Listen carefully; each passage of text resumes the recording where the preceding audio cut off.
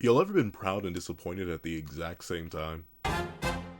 What's up, guys? That guy with a pencil here. Fun fact, I do mean to have it on me and keep it on me at all times. Another fun fact, I have 10 minutes to talk about how I feel about Egoist League Nico and how he was handled in the narrative and what I think about his upcoming future in the U20 World Cup arc. So let me start this 10-minute timer right now and hop right into it. So, what do I mean about being both proud and disappointed in my glorious little baby boy? I am proud of Nico because he did end up doing basically everything I expected him to and a teeny tiny bit more, I will readily admit. He was kind of the secondary lead in terms of the defense in this match, where I definitely expected that to be more so Aiku's role. Nico actually ended up picking up the slack a whole lot. He was a massive facilitator, organizer, defensive presence, all of that. And notably, he is the first of the Uber's cast, and I mean the Uber's cast as if it's not just literally him and Aiku, to unlock metavision entirely subconsciously and then proceed to use it actively after having explained to him by Isagi. And notably, his use of subconscious metavision is very, very impressive. He comes out with a big bang. Even if he does open up getting horrifically, viciously, violently, and deviously clip farmed on, he does actually manage to recover from this pretty darn quickly in order to evolve and develop his technique on the fly. And that's where the pride comes in. Nico definitely is a character who was kind of digi-destined to just be not really irrelevant, but nowhere near as relevant as any of the major characters. If I was doing like a narrative weight tier list, I'd easily throw Nico in like a D tier. Maybe a C tier. Maybe a C tier from Philly Universe, but maybe probably like a D tier. Depends on how many tiers the tier list has. If there's an S tier and all the way down to like a D tier, he may be down in D tier, but ultimately the new Aegis League sort of allowed Nico to step up into a position that I never really expected him to be in, that sort of defensive role, and notably a defensive and offensive role that allows him to facilitate both on the defensive end and on the offensive end, allowing him to take advantage of his better stamina and his new tactics that have been pounded into his brain by Snuffy. Very, very, very good stuff. However, you may be wondering, okay, this is all sounding really, really nice. You like it, you're glazing it, what's going on? What do you not really like? What are you disappointed in? I'm sort of disappointed in Nico's absolute subservience. Now, don't get me wrong, I completely understand by the structure of the new Aegis League that he kind of has to end up serving under Baro. The whole point of Ubers is Baro versus Snuffy and that ideology battle, and very specifically the fusion of Baro and Snuffy. And ultimately, in order for that to work, you need to have an entire team of subservient individuals.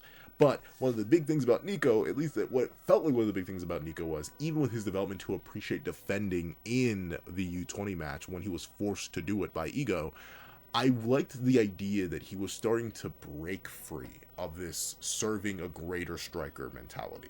Notably, he wanted to crush strikers in whatever way imaginable. And he definitely still does have his moments. Like I mentioned, he does have his awakening of metavision. He does have the extremely aggressive block he does in the first place. Like, he has his things that allow him to do these crazy next level things to crush strikers, but it's that unwillingness to sort of step outside that box. It's the necessity to stay constrained. And unlike a character like Aiku, where I can like kind of excuse it, mainly because of the whole idea of his ego being absolutely crushed and the idea that he always sort of played a defensive role from that point on, and he couldn't really have a moment by the structure of the new Aegis League, I feel like there were definitely ways you could have had Nico's rebellion and almost pseudo or ludo narrative freedom be reestablished here without fully breaking away from the overall arching narrative of the Ubers versus BM game. And admittedly, it starts off strong in this area right here, where we see Nico awaken Metavision and perform this crazy block. This is not according to formation. This is Nico branching off in his own way, very specifically using Metavision to evolve and defend it in a unique way. And even Aiku calls this out as he says, "Nice one, Nico. I'm not thrilled that you ignored our defense pattern, but that ad-lib was just a decisive block. Now get back to your position." Okay, Aiku-kun, I think I can become an even more rare card in this match. Ultimately, you see Nico have his moment of freedom, his individualization, his own point where he was starting to branch out, but then he immediately gets locked down for the rest of the match. He unlocks Metavision, he has this really cool moment with Isagi where we see him reflect his development here and then for the rest of the match, he kind of just like exists. Sure, he still is useful, but he doesn't have any of the individuality. Whether it's serving Snuffy's ideals exactly and then being clip farmed, or serving Baro's ideals exactly and then being clip farmed, Nico just doesn't really have the presence that I think he could have. Now, am I saying he should have that presence? Kinda yes, just because of how the U20 match progressed, but with how the Uber's game specifically is structured and how it really is a story of Borrow and Snuffy, I think it's okay that Nico gets suppressed, but it does make me genuinely wonder and worry a bit for his role in the actual U20 World Cup. Unlike someone like Aiku in the New Egoist League, where I can see a vision of how his transition from major antagonist to tertiary antagonist could lead to a secondary protagonist role very, very cleanly in the U20 World Cup arc. I'm not exactly sure how to feel about what Nico's going to end up doing. I assume he's just going to end up serving the same role, unless he's going to be allowed to break free and redevelop his own identity once again in the U20 match as the Watchtower, as something completely unique. Maybe diving more deeply into the play that he made here that was fully against their defensive line, fully against their patterns and stuff like that, but allowing him to see things that only he could see. Essentially, allow him to fully spec into the idea of being the defensive Isagi, because that's obviously what the narrative is going for. Nico is literally just meant to be Isagi, but, you know, younger with lesser stats and a more defensive focus. Even Isagi himself admits, right now, he's using my movements as nourishment to awaken his eyes and brain. And then Nico even goes on to say later, where is it? He literally says something along the lines of, we literally see the same things. But ultimately, despite his ability to see the same things as Isagi, he just doesn't really do anything all too liberating with it. He does just dance according to whoever's puppeteering him, and that's fine. Soccer is a team sport, but I still think it's very poignant that we haven't really gotten a Nico ego, if you know what I'm talking about. He's still just been following, and one of the biggest weaknesses that is expressed in Bullock is the inability to be the individual and the willingness to follow expressly. And that little bit, that little spark of individuality, that little bit of freedom, it kind of just gets ripped away, and we just don't get to see it, and that doesn't, it just doesn't work well for you, boy. But I get it. It's that weird thing, right, where I understand it, but I don't like it. If I'm trying to change Nico's role, I kind of can't.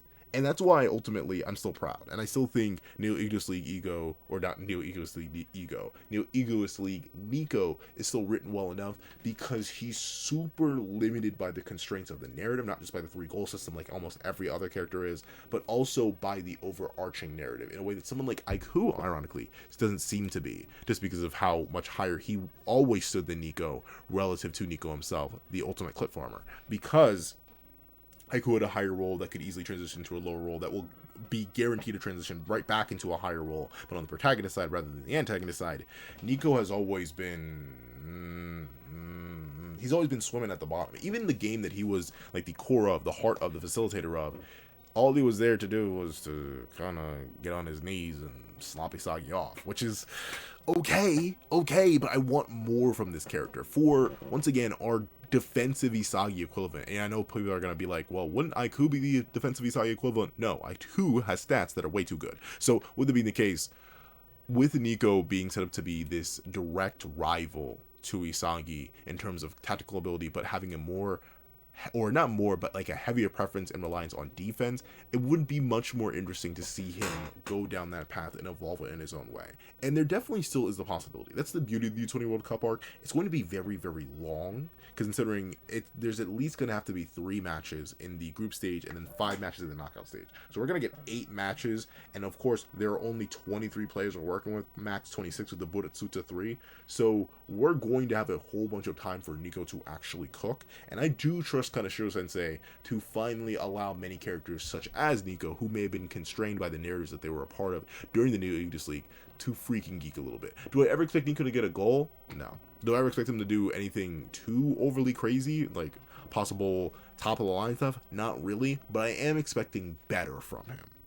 I am expecting more. I'm expecting a further evolution, a possible growth spurt. I'm expecting good things from Nico, considering it feels like he has the potential to do so much more for how he's been narratively set up and how he's been narratively paralleled. Of course, he has to be clip farmed on. Of course, he has to just facilitate. Of course, he just has to follow. Of course, he just needs to obey. But I'm hoping all of this is building up to a boy who realizes the strength that he has in himself, realizes the own freedoms that he has, and realizes that with those strengths and with those freedoms, he can do things that someone like Aiku could not, someone like Ryu could not, someone like Ryo could not, any of the defensive characters, or even Isagi himself. I'm hoping we get to see a moment where those two, in particular, or even just Nico by himself, sees something that no one else can, and operates in a way that only he can, and that would allow him to stand unrivaled alone, even if for a moment he could be the center of the world.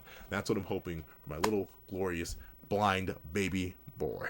But of course, that is what I think. Please let me know what you guys think of Neo Egoist League. I keep saying it wrong. Neo Egoist League Nico in the comment section down below. But of course, I am now out of time. So if you made it all the way to the end of this video, please do me a favor and leave Mosshead. I know that's like Zoro's name, but like don't, it might as well be Moss. Leave Moss as in why am I struggling to speak? M-O-S-S head, as in, you know, the head, in the comment section down below. I'd like to thank you so much for watching. Please remember to leave a like, share, comment, and subscribe. Make sure that notifications bell so you don't miss out on any videos that come to the channel. Also, you do have a Patreon down below where you support me for as low as $1 a month. Things like exclusive videos, early content, and more. Also, now become a member of the channel for as low as $3 a month to get the same perks and more. So those perks include the live reactions, the other series I have to review, ad variations of all my videos, and if you become a $12 Patreon or a $12 member, you can order whatever video you want. Also do a link to my Ko-Fi in the description down below. You drop 5 minutes for a short video, 20 beans small video, or any beans at all. Any support is always greatly appreciated. Now, I'd like to thank you so much for watching once again, and I hope you guys have a wonderful day.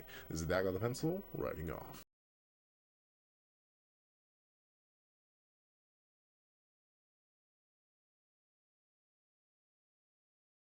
I would like to give a thank you to our sketch tier members: Eternal Flame, Red Wolf 4765, Astro, Super Flame Zero, Glacier, XZ, Zera, Brendan Payne, J2MA, Guillaume, Buddha Uda, Alex Kenny, Yuki Ally, Enzo, Nevis97, Zachary Wilson, Azo2404, Planet Crone, Rye Rich, G Prosper, Swift Strike, Alexicon, Striker Man, and Autumn Mornings Lazo. Then, I'd like to give a thank you to our line art patrons: Sean, Midnight Lord 21, Kevin, Encarnacion, Dread Zoan, and A+A.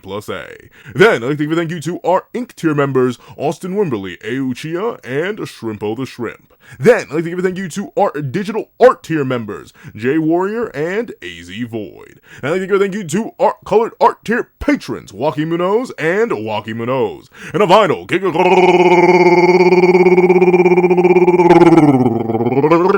thank you to our ultimate that guy with a pencil tier patron, Calvin's wife, not Calvin Elder, who ultimately does have one of my kidneys, but now I must know, and I must undergo the process of getting this second one removed, so I can send the other over to this wonderful family.